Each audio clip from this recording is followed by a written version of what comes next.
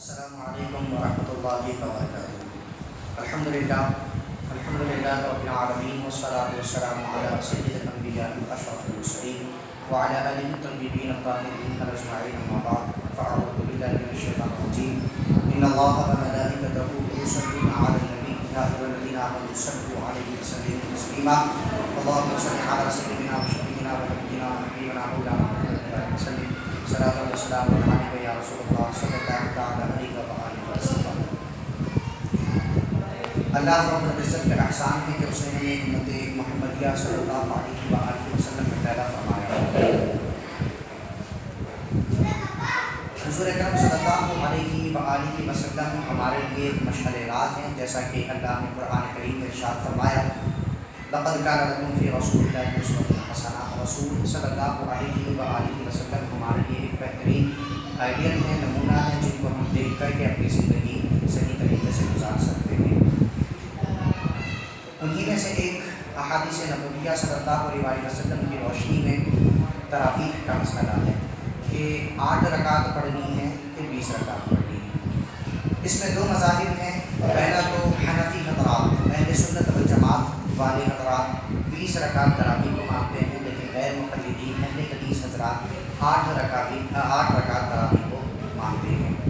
ان کے پاس اپنی دلیل ہے اور ان کے پاس اپنی دلیل ہے۔ 8 رکعت اور 20 رکعت والی دونوں اپنی اپنی دلیلیں رکھتے ہیں۔ اور ایک چیز میں اختلاف ہے کہ علماء اہل سنت حنفیہ حضرات فرماتے ہیں کہ تراویح سنت مؤکدہ ہے، اور اہل حدیث حضرات فرماتے ہیں کہ نفل ہے۔ اب آپ اگر دیکھیں گے تو یہ چیزیں آپ کو صاف طریقے سے واضح ہو جائے گی۔ علامہ امام بخاری رحمۃ اللہ علیہ نے اس حدیث کو، جس حدیث سے حضرت سیدہ عائشہ صدیقہ رضی اللہ تعالی عنہ کی حدیث کو اپنا بیس بناتے ہیں، اور بیس بنا کر کے یہ کہتے ہیں کہ یہ 8 رکعت کی تراویح ہے، تو ان کو میں یہ کہنا چاہوں گا کہ علامہ امام بخاری رحمۃ اللہ علیہ نے حضرت ام المؤمنین عائشہ صدیقہ رضی اللہ تعالی عنہ کی روایت کو تہجد کے باب میں بھی بیان فرمایا اور دیگر نوافل کے باب میں بھی تذکرہ فرمایا ہے۔ تہجد کے بھی باب میں ذکر فرمایا اور تراویح کے باب میں بھی اس کو نقل فرمایا ہے۔ اگر یہ صرف نفل ہی ہوتی، تراویح کی رکعت جو نماز نفل ہوتی، تو علامہ امام بخاری رحمۃ اللہ علیہ اس کو تراویح کے باب میں کیوں بیان کرتے؟ اس کا مطلب یہ ہے کہ یہ تراویح کے جو اہل حدیث حضرات دیتے ہیں کہ 8 رکعت تراویح ہیں اور نفل ہے، یہ کہیں نہ کہیں وہ اپنے دلیل رقم کیا ہو جاتے ہیں، کمزور ہو جاتے ہیں، کیونکہ علامہ امام بخاری رحمۃ اللہ علیہ نے اس کو تہجد کے باب میں بھی باندھا ہے، اور امام بخاری رحمۃ اللہ علیہ نے اس کو تراویح کے باب میں بھی باندھا ہے۔ غیر مقلدین حضرات کا آپ کو موقف تو ظاہر ہی ہو گیا، ایک تو وہ 8 رکعت تراویح کہتے ہیں، اور ساتھ ہی ساتھ کیا کرتے ہیں کہ نفل مانتے ہیں، جبکہ وہ سنت مؤکدہ ہے۔ اب یہاں پر ایک چیز میں ذکر کرنا چاہوں گا، ام المؤمنین حضرت عائشہ صدیقہ رضی اللہ تعالیٰ عنہ کی روایت سے وہ جو ہے اپنی عقیدے کو بیس بناتے ہیں۔ ان کے تحت میں یہ بات کہنا چاہوں گا کہ غیر مقلدین حضرات کو مذکورہ والا روایات سے استدلال کرنا اس لیے ضعیف ہے کہ اس حدیث کی 2 حیثیتیں ہیں۔ اس حدیث کی کتنی حیثیتیں ہیں؟ 2 حیثیتیں ہیں۔ ایک سند کے لحاظ سے اس کا صحیح ہونا، دوسرا متن اور مضمون حدیث کا صحیح ہونا۔ جہاں تک سند کی صحت کا تعلق ہے تو اس بات میں کوئی شبہ نہیں کہ اس کی سند بالکل صحیح ہے، اس کی سند بالکل صحیح ہے، اور بخاری و مسلم میں ہونا اس سند کی صحت کے لیے بہت ہی بڑی ضمانت ہے۔ لہٰذا سند یہ روایت بے غبار ہے، لیکن جہاں تک متن اور مضمون حدیث کی حیثیت کا تعلق ہے تو اس کی صحت میں محدثین کو سخت کلام ہے، حتیٰ کہ متن حدیث کی کمزوری اور نقص کی وجہ سے بعض محدثین اس روایت کو مضطرب یعنی ضعیف قرار دیتے ہیں۔ کیا کرتے ہیں؟ ضعیف قرار دیتے ہیں۔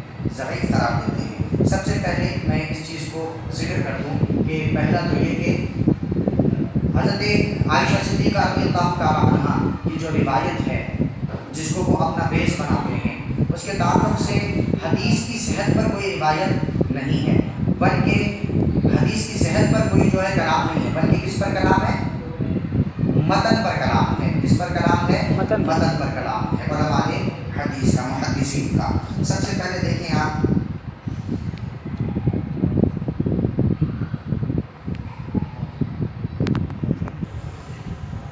حضرت عائشہ صدیقہ رضی اللہ تعالی عنہ کہ اس حدیث سے غیر مقلدین کا استدلال کرنا کسی طرح درست نہیں ہو سکتا، کیونکہ یہ حدیث مضطرب ہے یعنی ضعیف ہے، جس سے استدلال جائز نہیں. اضطراب اور ضرورت کی وجہ یہ ہے کہ حضرت عائشہ صدیقہ رضی اللہ تعالیٰ عنہ سے مروی ہے.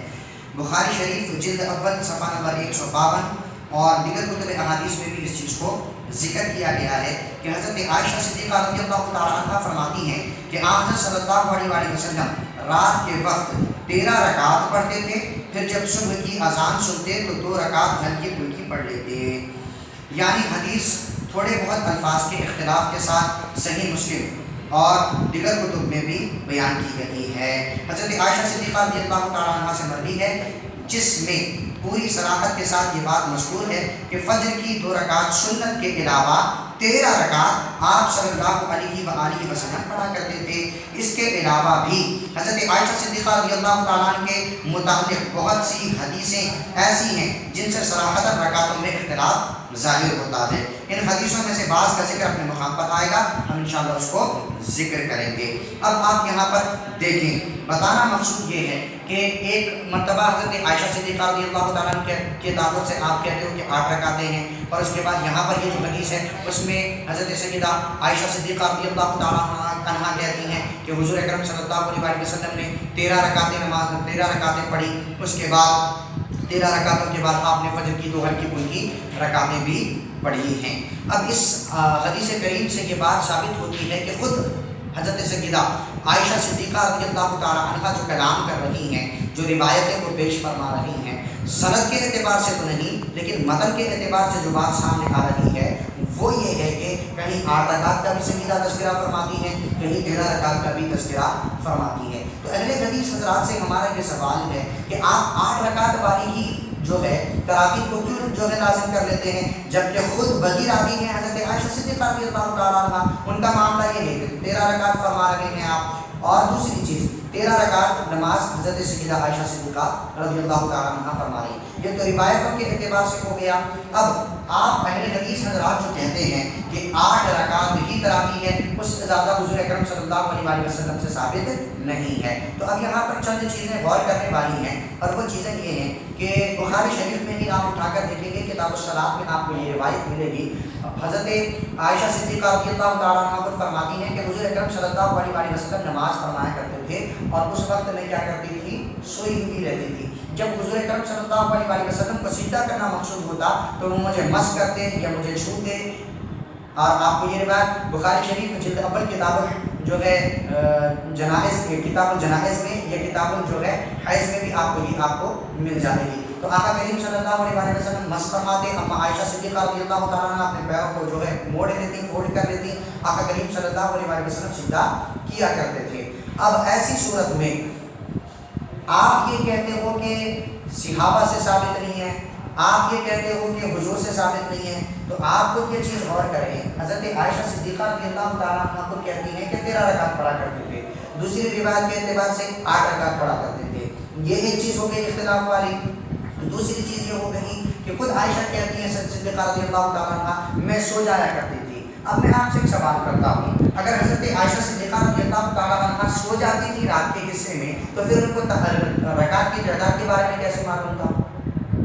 ایک سوال یہ پیدا ہوتا ہے کہ حضور اکرم صلی اللہ علیہ وسلم کے تراویح کے تعلق سے اگر حضرت عائشہ صدیقہ رضی اللہ تعالیٰ عنہ کی روایت جو 8 رکعت والی آپ قبول کرتے ہیں تو اس میں یہ بات بھی تو پیدا ہوتی ہے کہ خود سیدہ فرماتی ہیں کہ حضور نماز ادا کرتے تھے اور میں سویا کرتی تھی. حضور نماز ادا کرتے تھے، میں سویا کرتی تھی. جب سجدہ کرنا مقصود ہوتا آقا کریم صلی اللہ علیہ وسلم کو تو آپ اشارہ فرما دیتے، میں اپنے پیروں کو فولڈ کر لیتی، موڑ لیتی اور آقا کریم صلی اللہ علیہ وسلم سجدہ کیا کرتے تھے. اور آج کی طرح الیکٹرانک دور نہیں تھا وہ زمانہ، چراغ جلتے تھے، اندھیرے ہوتے تھے. کئی حدیثوں میں یہ چیز آپ کو ملے گی. تو جو اندھیرے والی چیزیں ہوتی ہیں، اندھیرے میں جو عبادتیں ہوتی ہیں، رات کے وقت میں جو عبادتیں ہوتی ہیں، ان کی صحیح تعداد کو یاد رکھ لینا، یہ انتہائی مشکل काम है।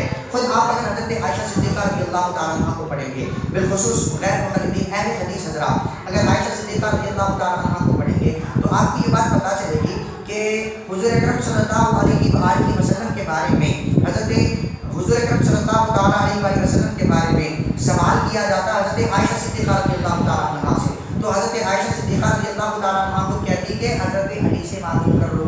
किससे मालूम कर लो? हज़रत अली से मालूम कर लो। अब जब हज़रत अली से मालूम करना है तो फिर एक बात तो ये कि हज़रत आयशा सिद्दीक़ा रज़ियल्लाहु ताला अन्हा जानती थी हुज़ूर के बारे में, लेकिन और भी कई असहाब थे जो हुज़ूर अकरम सल्लल्लाहु ताला अलैहि वसल्लम को उनसे बेहतर जानते थे। जैसे हज़रत उमर बिन ख़त्ताब रज़ियल्लाहु ताला हदीस फ़िरदास के मसले में, हज़रत अबू बकर सिद्दीक़ रज़ियल्लाहु ताला हिजरत के मसले में, हज़रत अली रज़ियल्लाहु ताला दीगर मसाइल में आप सल्लल्लाहु अलैहि वसल्लम को अक्सर जाना करते थे। तो बताना मकसूद ये है कि अहले हदीस हज़रात की इस रिवायत के ज़रिए से ये बात साबित होना या साबित करना कि हज़रत आयशा सिद्दीक़ा रज़ियल्लाहु ताला अन्हा फरमाती हैं कि 8 ही रकात हैं। तो अव्वल तो बात ये कि दूसरी रिवायत में भी हज़रत आयशा सिद्दीक़ा रज़ियल्लाहु ताला अन्हा की मिलती है जिसमें 13 रकात का तज़किरा है। अगर एक्सेप्ट नहीं करना है तो आप 13 रकात वाली करो। क्यों? क्योंकि अगर आप नफ़ल नहीं करते हो तो हुज़ूर अकरम सल्लल्लाहु अलैहि वसल्लम ने इरशाद फरमाया, बुखारी शरीफ की दिगर कुतुब अहादीस की रिवायत है, हुज़ूर सल्लल्लाहु अलैहि वसल्लम ने फरमाया कि बंदा फराइज़ के ज़रिए से अल्लाह का कुर्ब उतना हासिल नहीं कर सकता है जितना नवाफिल के ज़रिए से कुर्ब हासिल कर सकता है। तो मेरा सवाल है अहले हदीस हज़रात से कि जहाँ हज़रत आयशा सिद्दीक़ा रज़ियल्लाहु ताला अन्हा की 13 रकात वाली की हदीस मौजूद है और आप तरावी को जो नफल मानते हो तो 8 ही पर क्यों रुक जाते हो? आप 13 क्यों फॉलो नहीं करते? आप 8 ही पे क्यों रुक जाते हो? 13 क्यों फॉलो नहीं करते आप? क्योंकि और साफ आप करीम सल्लल्लाहु अलैहि वसल्लम ने इरशाद फरमाया, क्या इरशाद फरमाया कि नवाफिल के ज़रिए से बंदा अल्लाह का कुर्ब हासिल कर सकता है। तो आप 8 ही पर इत्तेफा क्यों कर बैठे हो? ज़्यादा पर भी इत्तेफा करना चाहिए। उलमाए अहले सुन्नत वल जमात ये बयान फरमाते हैं कि 20 रकात तरावी है और यही सही मौक़िफ़ है। अल्लाह हम सबको हिदायत की तौफ़ीक़ अता फरमाए। अब दूसरी बात ये कि अहले हदीस हज़रात ये कहते हैं कि भाई जैसे अहले सुन्नत वल जमात के कुछ तबक़ात वाले हज़रात ये दलील बनाते हैं, ये अपनी जगह है, ये दलील बनाते हैं कि हरम में मक्का हो या मदीना 20 रकात तरावी पढ़ाई जाती है, आप उसको क्यों फॉलो नहीं करते? तो अहले हदीस हज़रात ये कहकर जवाब दे देते हैं कि भाई 8 रकात कोई और पढ़ाते हैं, बाकी की रकातें कोई और पढ़ाते हैं। ये अलग सी बात है, लेकिन होती तो कितनी नमाजें हैं? 20 रकात तरावी होती है।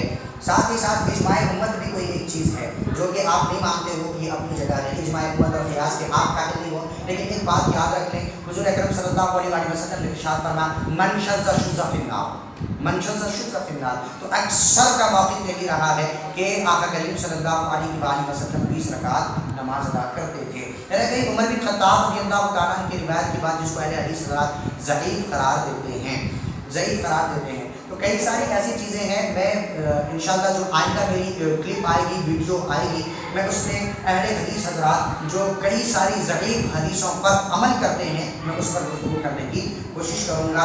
अल्लाह हम सबको हिदायत की तौफ़ीक़ अता फरमाए और 20 रकातें जो है तरावी के अदा करने की तौफ़ीक़ अता फरमाए और हमारे गैर मुक़ल्लिदीन भाई हज़रात को हिदायत की तौफ़ीक़ अता फरमाए। अस्सलामु अलैकुम व रहमतुल्लाहि व बरकातहू।